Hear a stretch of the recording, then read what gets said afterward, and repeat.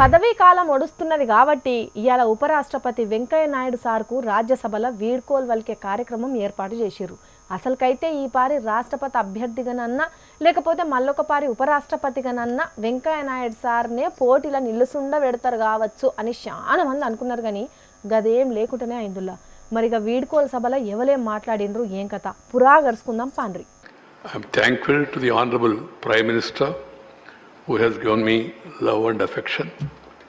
Thankful to all the ministerial colleagues who have all responded to my queries anytime for consultation on larger developmental issues.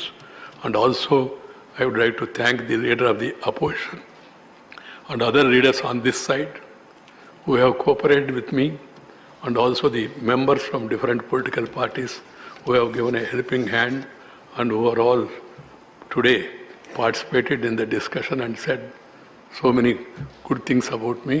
Thank you very much. I am really moved by your love and affection. Dhanyawad. Namaskar.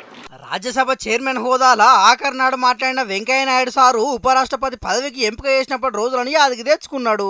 ఈ పదవికి ఎంపిక చేస్తున్నావు అని చెప్పినప్పుడు కన్నీళ్ళు ఆగలేదు. నేను అడగకుంటేనే party నాకు ఉపరాష్ట్రపతి పదవి ఇచ్చింది. ఆ యాళ్ళ పార్టీని విడిచిపెట్టాల్సి వచ్చినందుకు కన్నీళ్ళు వచ్చినాయని మనలో పారి బాధపడ్డాడు.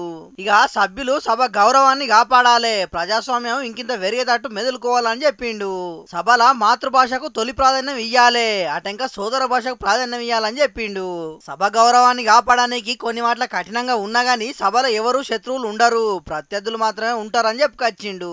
సభ్యులు చూపించిన ప్రేమకు కృతజ్ఞతలు అని చెప్పిండు. ఇక ప్రధాని మోడీ సారు వెంకయ్య నాయుడు సారు గురించి మాట్లాడుకుంటా, ये आपके लिए इस सदन के सम्मान का उदाहरण है। मैं आशा करता हूं कि आपके कार्य, आपके अनुभव आगे सभी सदस्यों को जरूर प्रेरणा देंगे। अपने विशिष्ट तरीके से आपने सदन चलाने के लिए ऐसे मानदंड स्थापित किए हैं जो आगे इस पद पर आसीन होने वालों को प्रेरित करते रहेंगे। जो लेगेसी आपने स्थापित की, राज्यसभा उसका अनुसरण करेगी, देश के प्रति अपनी जवाबदेही के अनुसार कार्य करेगी। इसी विश्वास के साथ आपको पूरे सदन की तरफ से, मेरी तरफ से अनेक अनेक शुभकामनाएं देता हूं।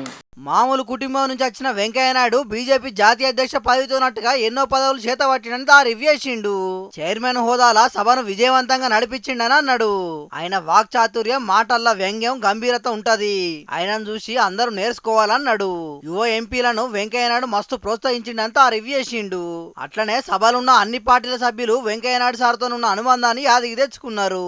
మరిగా మాటలు చెలక్తులతోని ఎంతో మందికి రాజకీయ స్ఫూర్తినిచ్చిన వెంకయ్య నాయుడు సారు ఉపరాష్ట్రపతి పదవీ కాలం అయిపోయినాక ఏం చేస్తాడో ఏం కథనో తెలియదు గాని సంపూర్ణ ఆరోగ్యంగా ఉండి దేశాభివృద్ధికి అక్కడికొచ్చే సూచనలు ఇవ్వాలంటున్నారు ఆయన అభిమానులు.